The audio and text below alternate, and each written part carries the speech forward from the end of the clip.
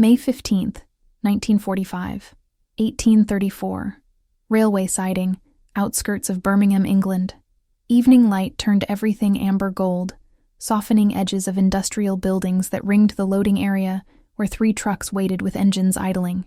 Rosa Becker sat in the back of the second truck, with 19 other German women, hands folded in her lap, spine rigid despite exhaustion from 2 days of transport. She was 23 years old. For 18 months, she'd learned to make herself small, to occupy minimal space, to become invisible when visibility meant selection. The habit was now cellular. Even sitting in a truck surrounded by women in identical circumstances, she contracted inward, shoulders hunched, eyes downcast, breathing shallow. Around her, the other women sat in similar postures, small, quiet, waiting. They'd learned waiting. They'd learned silence. They'd learned that speaking drew attention, and attention always led to the same thing.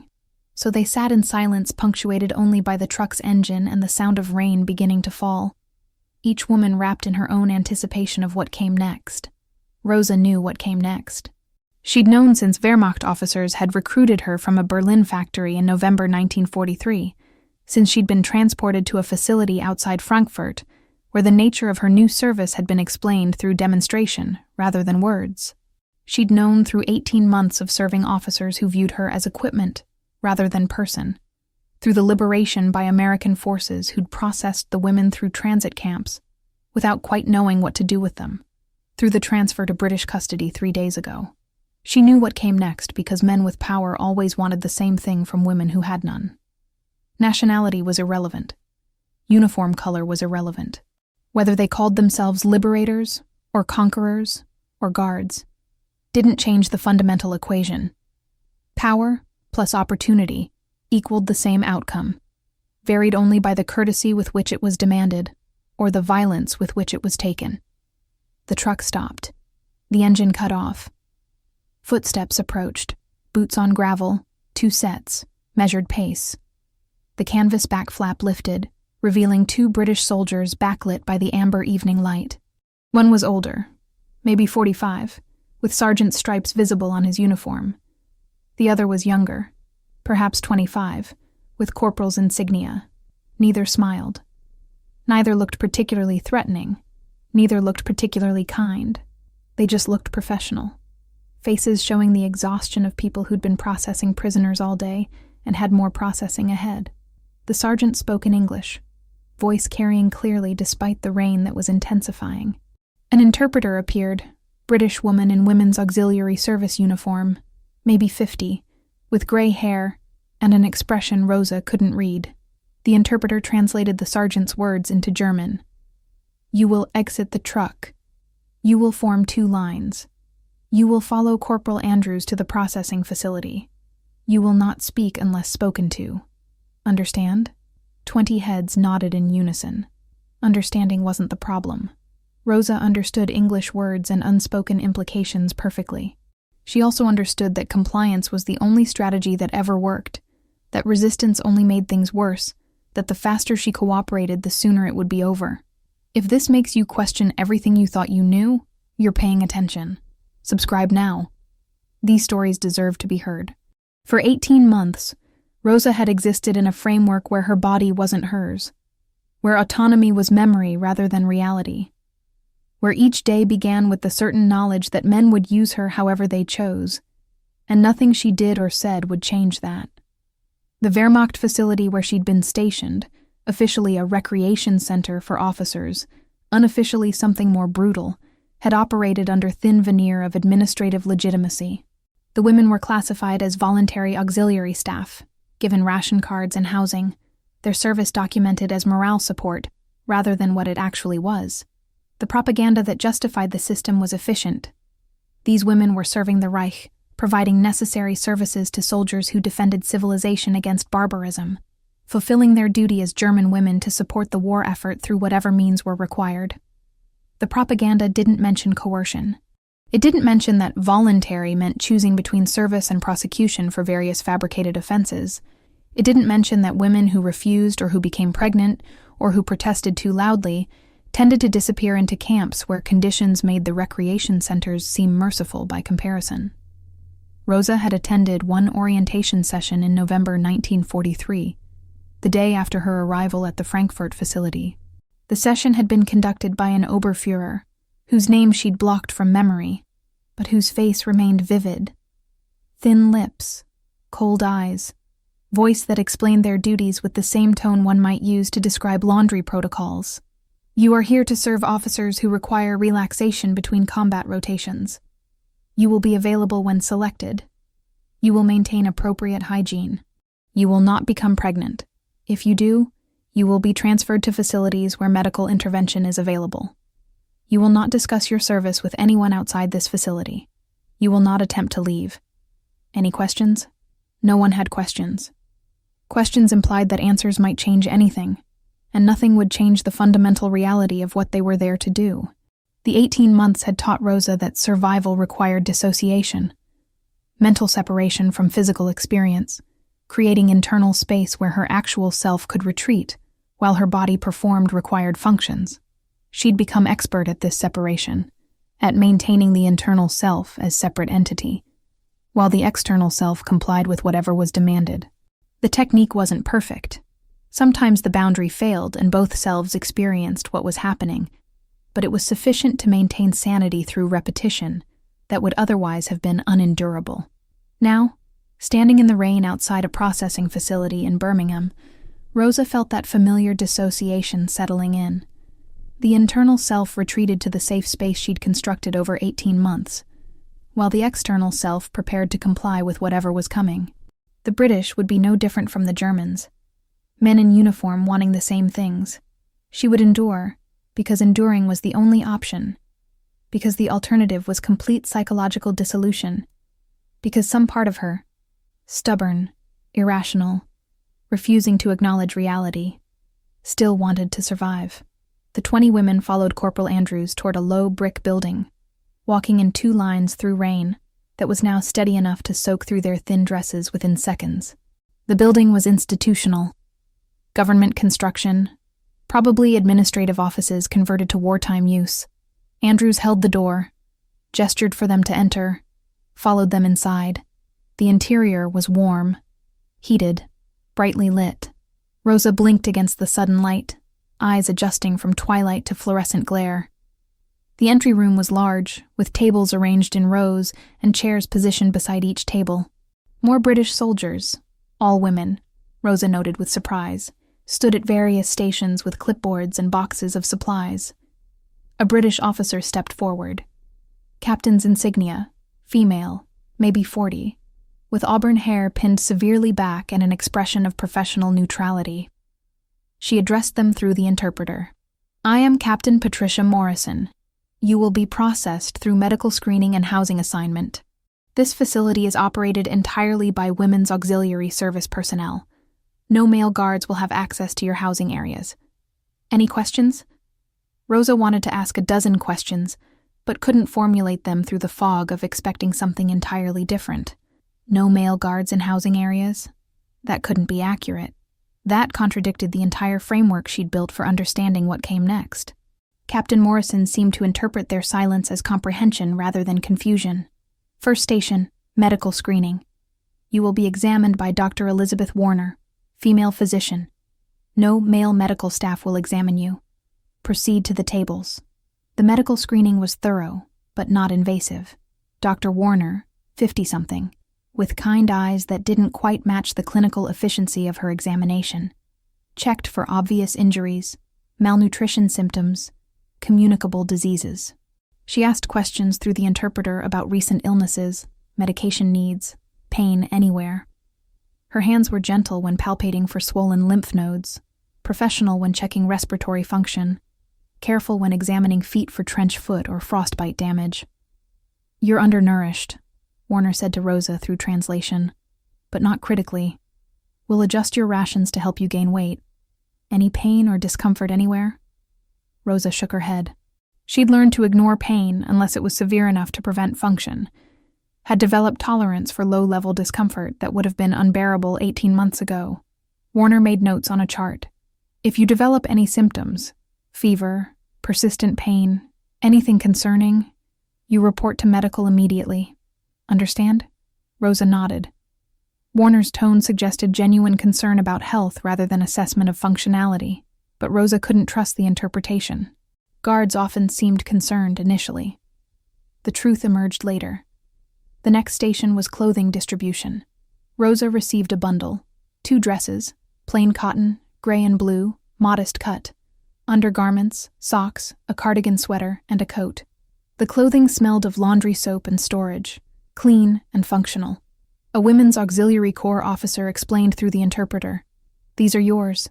You change behind those curtains. Your current clothing will be laundered and returned if you want it, or disposed of if you prefer. Rosa took the bundle to the curtained area, found a private space, actual privacy, with fabric barrier that blocked sight lines, and changed. The new dress was slightly large, cut for someone taller, but it was clean. The fabric was soft from repeated washing. The undergarments were new, elastic intact, seams properly finished. She dressed methodically, folding her old dress and placing it in the bag provided for laundering. Then she stood for a moment, hands running over the new dress, feeling cotton that hadn't been touched by anyone else, wasn't stained with anything, was simply and profoundly clean. The final station was housing assignment. Captain Morrison consulted a roster and called out names in groups of 4. Rosa was assigned to room 7 with 3 other women, Helga, Greta, and Maria, all of whom looked as stunned and suspicious as Rosa felt. They were led to a dormitory building, 3 stories of brick with windows that actually had glass, upstairs to the 2nd floor, down a corridor to a door marked 7 in brass numbers. Women's Auxiliary Corps Officer Catherine Hayes, 38, opened the door and gestured them inside. This is your room. 4 bunks, 1 small table, 1 wardrobe for shared use. Lavatory is at corridor's end. Running water, showers available on schedule posted on the door. Dinner at 19 San in the mess hall. Someone will collect you. Questions? The 4 women stood in the doorway, staring at a room that looked like a room. Not a cell, not a barracks designed to house dozens. Just a room with 4 beds, a table, a window with curtains, a wardrobe that appeared to have hangers inside. Hayes seemed to interpret their silence as normal processing shock. Nodded once, and left, closing the door but not locking it. Rosa entered slowly, followed by the others. The room smelled of floor polish and something floral. Someone had left a small vase with dried lavender on the table. The bunks had actual mattresses, blankets folded at the foot of each bed, pillows with clean white cases. The window showed evening view of grounds that were maintained rather than barren. Grass, trees, a path that curved toward other buildings. They're waiting, Helga said quietly, voice flat with certainty. They brought us here, gave us clean clothes, showed us a nice room. Now they wait for us to settle in. Then they come. The logic was sound based on shared experience. This was too good, too normal. Too much like being treated as people rather than equipment. It had to be deception designed to make the actual purpose more devastating through contrast. Rosa sat on the lower bunk nearest the window, springs creaking slightly under her weight. The mattress was thin but present. Nothing like the bare board she'd slept on at the Frankfurt facility. She looked at the window. Unlocked, she noticed. The door. Unlocked. The wardrobe. Ordinary furniture. Everything suggested they were being housed as normal prisoners rather than what they'd been. Maybe, Maria suggested tentatively, maybe British are different. Men are men, Greta said. Uniform color doesn't change what they want. The conversation died. They sat in silence, waiting for the inevitable knock, the door opening, the selection of who would go first. Waiting was familiar.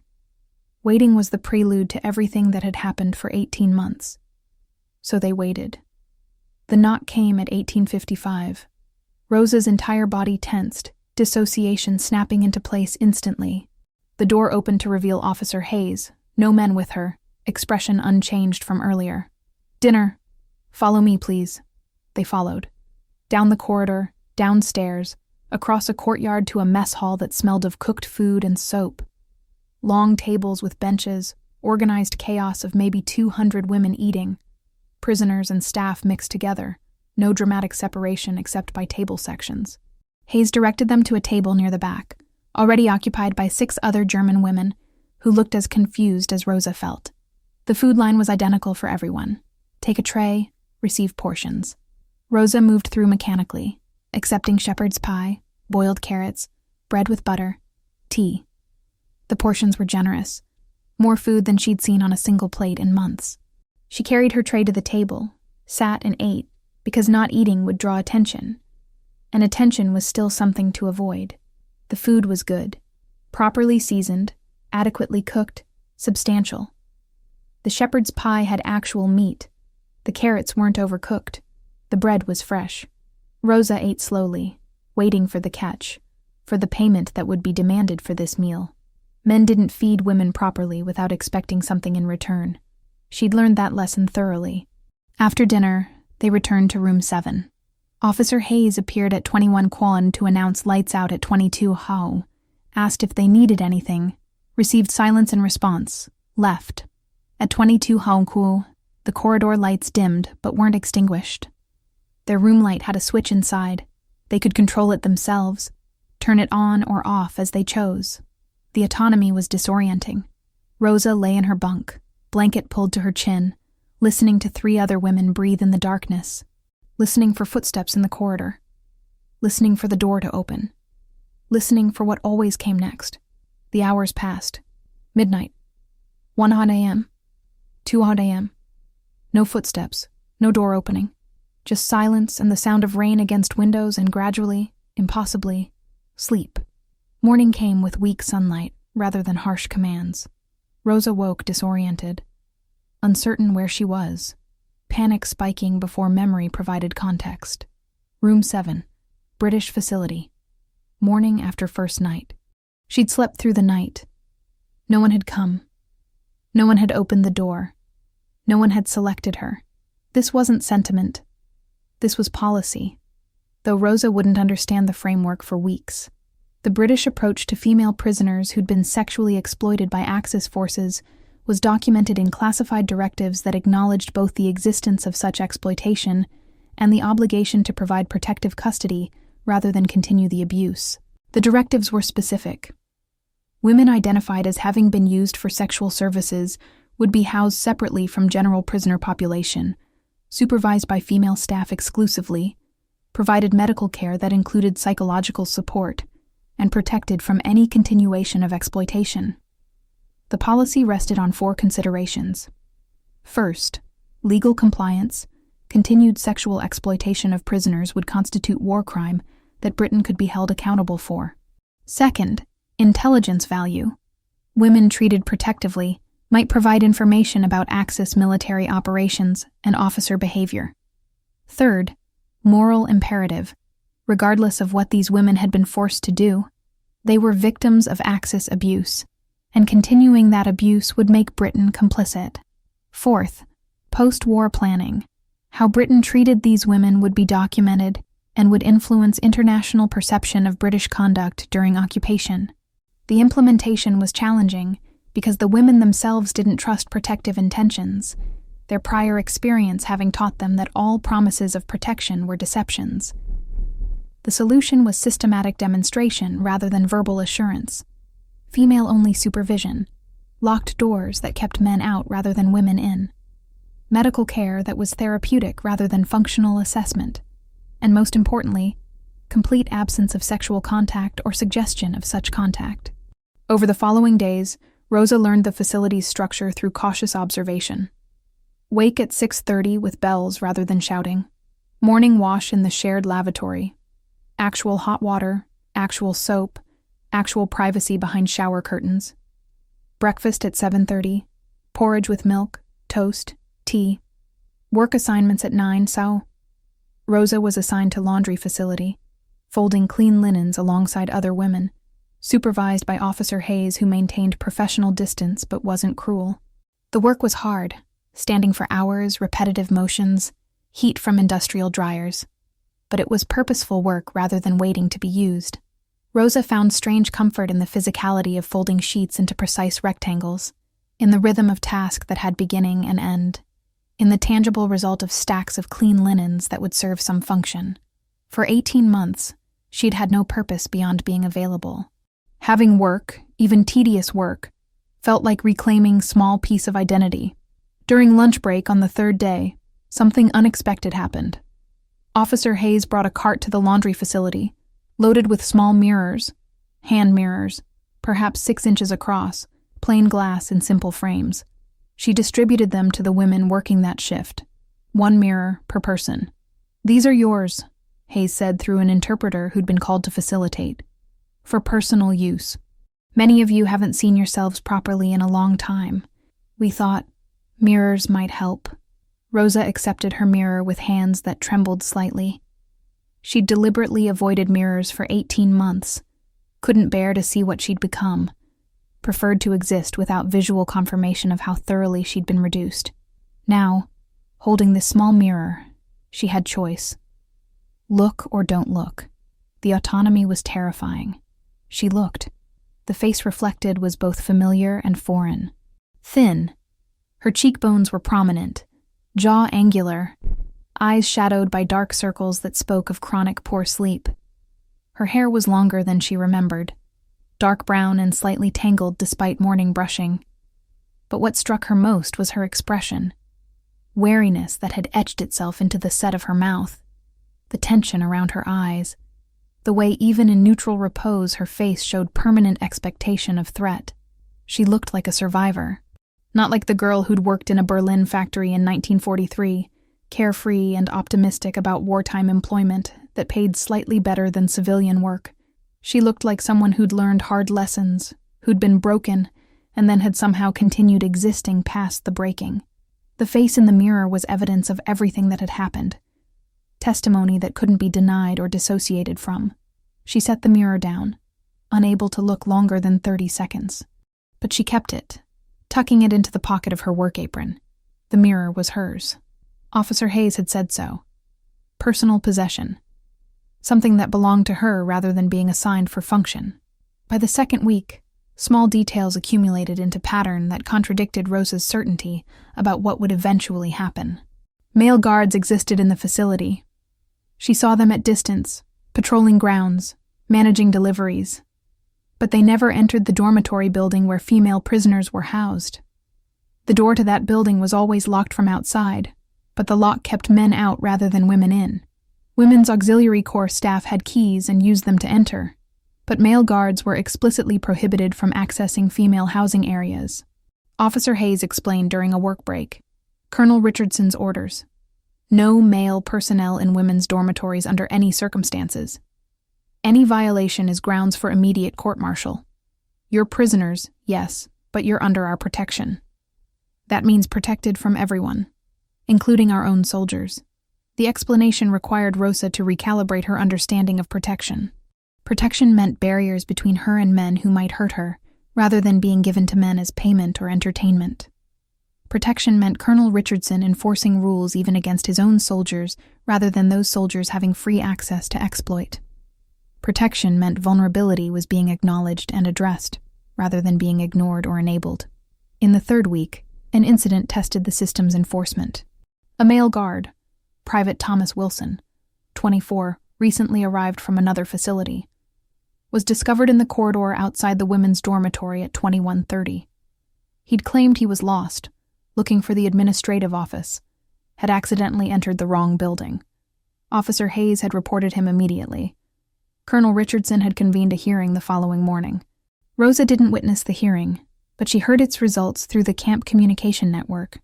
Wilson had been court-martialed, found guilty of violating standing orders prohibiting male access to female dormitories, reduced in rank, transferred to a different facility, and given official reprimand that would remain in his permanent record. The punishment was severe for someone who claimed to have simply been lost. The severity sent a clear message. Rules protecting female prisoners were enforced absolutely. Violations were taken seriously. And being lost wasn't an acceptable excuse when the rules were explicit and the building entrance was clearly marked. Hayes addressed the laundry workers the day after Wilson's transfer. Private Wilson is gone. He violated orders designed to protect you. Colonel Richardson doesn't tolerate violations. If any guard at all, makes you uncomfortable or enters areas they're prohibited from, you report it immediately. You're not responsible for enforcing these rules, but you're entitled to their protection. The word entitled was significant. Not allowed or granted, entitled. As though protection was right rather than privilege, something she deserved rather than something that could be withdrawn at administrative convenience. If you're beginning to see how deeply propaganda shaped every corner of this war and how fragile those illusions were, subscribe now. The full picture is always more complicated than the myths. By the 4th week, Rosa had developed something that might cautiously be called routine. Wake, wash, breakfast, work, lunch, work, dinner, evening hours in room 7 reading or talking quietly with roommates, sleep.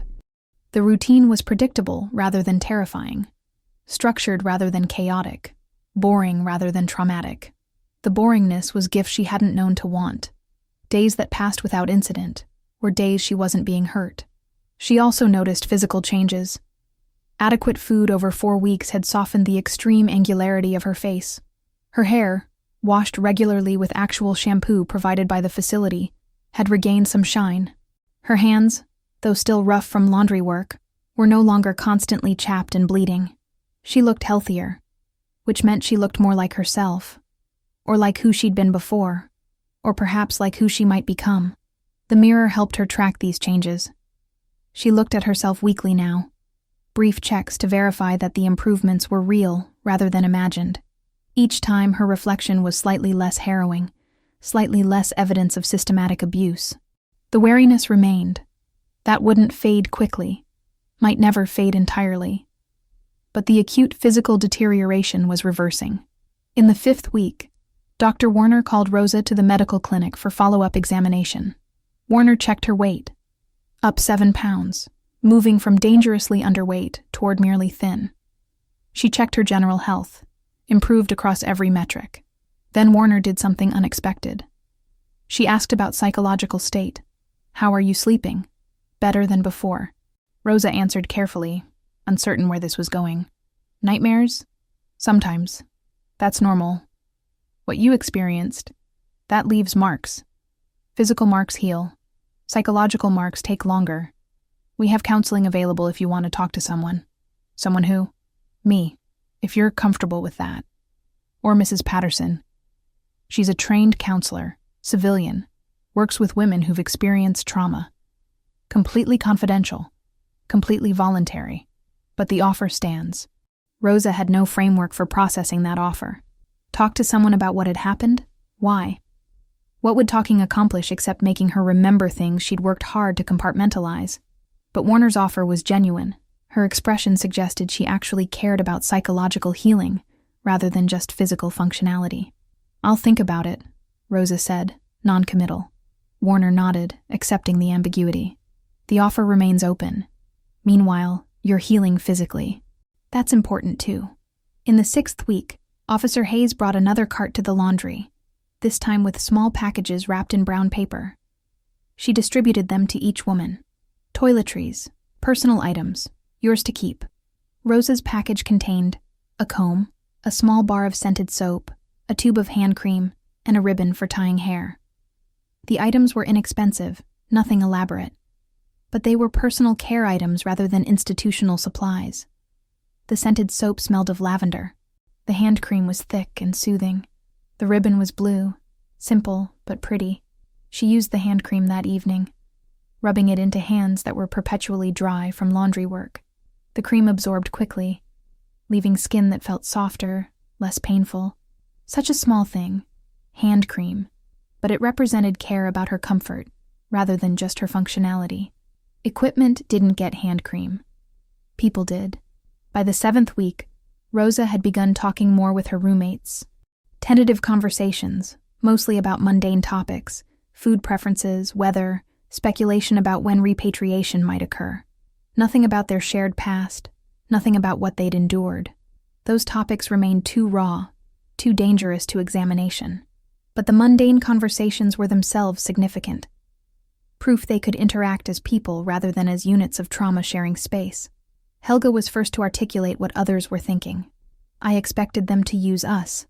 I was certain of it, but they haven't. 7 weeks and no one has touched us. No one has suggested touching us. No one has even looked at us that way. Greta responded with continued caution. Maybe they're waiting. Building trust before...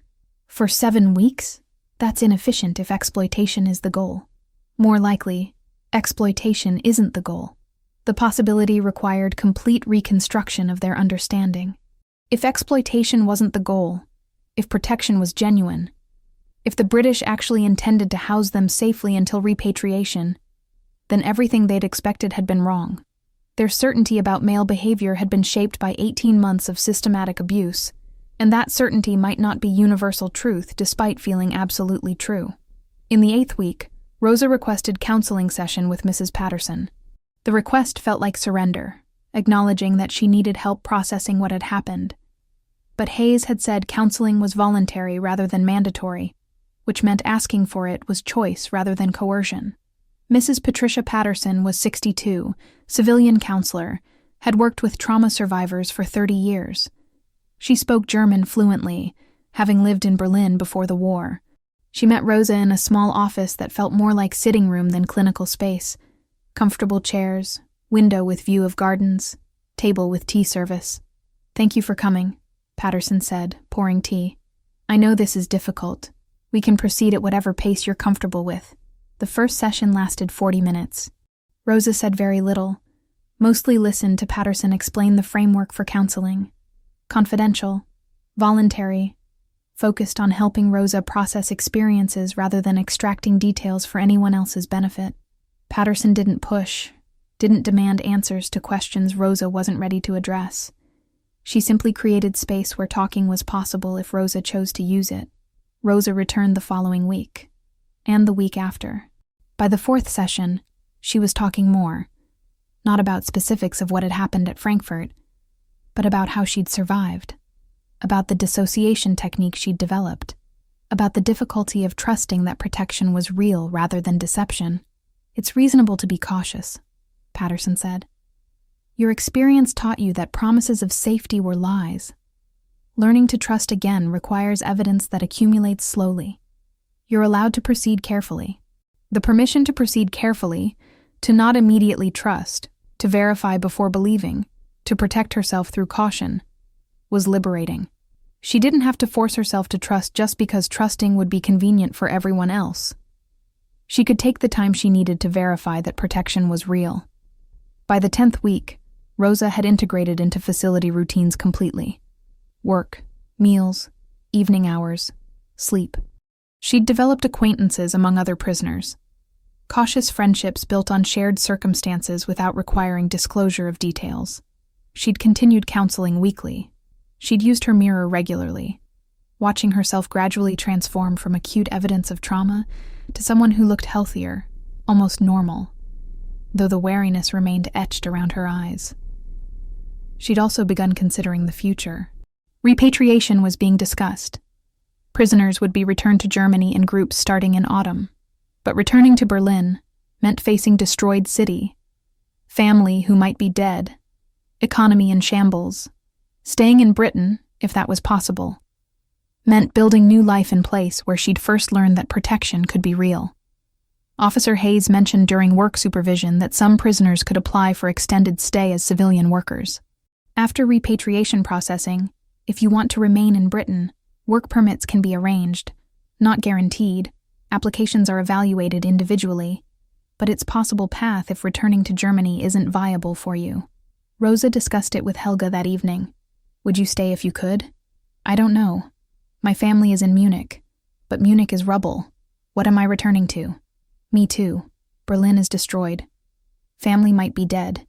Here I have... this." Rosa gestured around room 7. Plain room, shared space, nothing elaborate. "It's not freedom, but it's safety. I haven't felt safe in 2 years." The conversation continued across multiple evenings, weighing obligation against self-preservation, family duty against personal safety. Rosa had no clear answer. She only knew that the thought of leaving this facility, leaving the locked doors that kept men out, leaving Officer Hayes's professional protectiveness, leaving the routine that was boring rather than terrifying, filled her with dread. In the 12th week, Rosa made her decision. She would apply for extended stay, seek work permit, attempt to build life in Britain rather than return to Germany's ruins. The choice felt like betrayal of family and homeland, but it also felt like choosing herself for the first time in 2 years, choosing safety over obligation, choosing the place where she'd learned that protection could be real and men could choose not to abuse power even when they had opportunity. She submitted her application through Officer Hayes, who promised to advocate on her behalf. The application included work history, language skills, character references from facility staff. Hayes wrote a reference that Rosa wasn't allowed to read, but that Hayes said emphasized your reliability, your work ethic, and the specific circumstances that make remaining in Britain preferable to repatriation. While waiting for application results, Rosa continued her weekly counseling. Patterson helped her process the guilt of choosing safety over family duty. Choosing yourself isn't betrayal. You can't help your family if you're not healthy and safe yourself. Staying where you have protection, building strength, recovering, that's investing in future where you might be able to help from position of stability rather than shared desperation. In the 14th week, Rosa's application was approved. She would transition from prisoner status to civilian worker status, receive work permit and housing assistance, begin employment at a Birmingham laundry facility where her institutional experience made her qualified candidate. The transition would occur in October, 3 months hence, giving her time to prepare for life as civilian after 2 years of various forms of captivity. On her last evening as prisoner, September 30th, 1945, Officer Hayes found Rosa in room 7. She handed her a small package wrapped in brown paper. From the staff, for your new beginning. Inside were items for setting up civilian life. Basic dishes, tea towel, small amount of money, ration card, information about housing assistance. And at the bottom, wrapped separately, was a proper mirror. Not the small hand mirror from week 3, but a larger mirror with stand, suitable for placing on a dresser or table. Hayes explained, "We thought you might want a proper mirror, for when you have your own place, to remind you that you're no longer who you were forced to be, that you're becoming who you choose to be." Rosa held the mirror carefully, feeling its weight and the smoothness of glass. She looked into it, seeing her reflection clearer and larger than the hand mirror had ever shown. The face looking back was still thin, still wary, still carrying evidence of what she'd survived, but it was also healing. The woman in the mirror was no longer dying. She was surviving with intention, with support, with possibility of future that didn't involve being used. "Thank you," Rosa managed, throat tight, "for everything, for protection, for believing that protection mattered." Hayes nodded, uncomfortable with gratitude. Colonel Richardson's orders, but also, it was right thing. What you went through in Germany, no one should endure that. Continuing it would have made us complicit. We chose not to be complicit. That's not heroic. That's just basic decency. Decades later, in a small apartment in Birmingham, Rosa Becker, never married, worked 40 years as laundry manager, retired but active in community services, kept a mirror on her dresser. Not the original mirror from 1945, which had broken during a move in 1958, but an identical style, purchased specifically because it matched the proportions and design of the one Officer Hayes had given her. Her great-niece, visiting from Germany where Rosa's family had eventually rebuilt, asked about the mirror placement one afternoon. "Tante Rosa, why do you keep the mirror facing your bed? Isn't that supposed to be bad luck?" Rosa was folding laundry, habit from 7 decades of professional work she'd never abandoned. She set down a towel and looked at the mirror, reflecting her face that was now 83, deeply lined, white-haired, but still showing traces of the young woman who'd arrived in Birmingham in 1945. "That mirror reminds me of something important. It reminds me that I am who I choose to be, not who circumstances forced me to become." The girl looked confused. "I don't understand." Rosa sat on the bed, patted the space beside her. "During the war, I was forced to serve in a Wehrmacht facility. I won't tell you details. You don't need to know them. What matters is that I lost myself for 18 months. I learned to exist without looking at mirrors because I couldn't bear to see what I'd become. Then British soldiers gave me a mirror and told me to look, to see that I was still a person even though I'd been treated like equipment. That sounds hard. It was the hardest thing I'd ever done. Looking at myself and accepting that the woman in the mirror was both who I'd become and who I could still be. The British could have continued what the Germans started. They had opportunity. They had power. They had all the structural conditions that had enabled abuse in Germany. But they chose not to. They chose to protect us instead. That mirror reminds me that even when cruelty is easy and expected, some people choose decency. Before you go, subscribe. Because history isn't just what happened. It's what we choose to remember and why. The mirror remained on the dresser, positioned precisely where morning light would catch the glass and create brief flash of brightness. Rosa looked at herself in it every morning.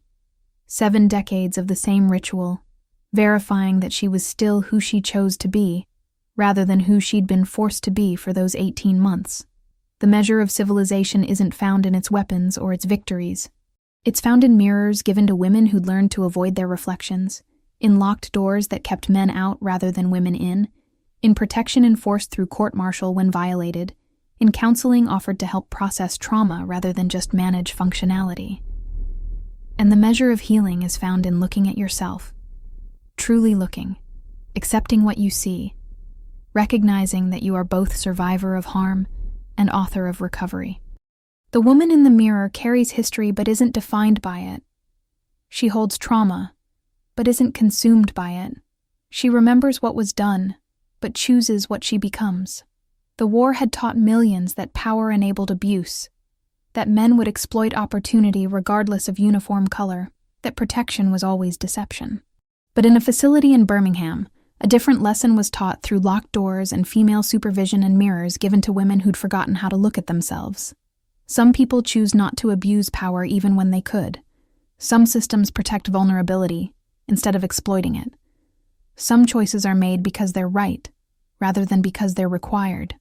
Sometimes, civilization is measured in mirrors, in glass given to women who'd learned to avoid their reflections, in permission to look at yourself without fear of what you'll see, in recognition that you are person rather than equipment, that your dignity matters even when it's been systematically violated, that recovery begins with seeing yourself and choosing to continue becoming.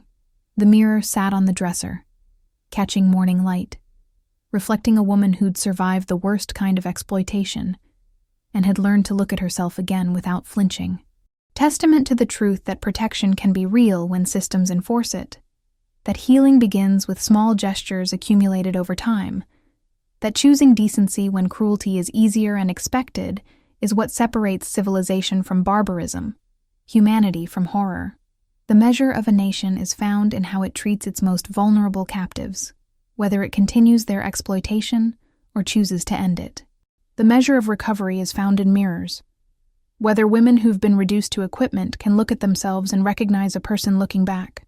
Sometimes the most important battles are fought in dormitories with locked doors, in counseling rooms with tea service, in simple gifts of mirrors that say, "You are human, you deserve to see yourself, you are becoming someone you can recognize again." The mirror testified to this truth, glass reflecting decades of survival. Reminder that the hardest journey is from avoiding your reflection to meeting your own eyes in glass, from being unable to see yourself to choosing daily to look, to verify that you're still there, still choosing, still becoming, rather than just surviving. Sometimes healing is just that simple. A mirror, a locked door, a choice to protect rather than exploit. Repeated daily until protection feels real, and looking at yourself feels safe, and becoming who you choose becomes possible again.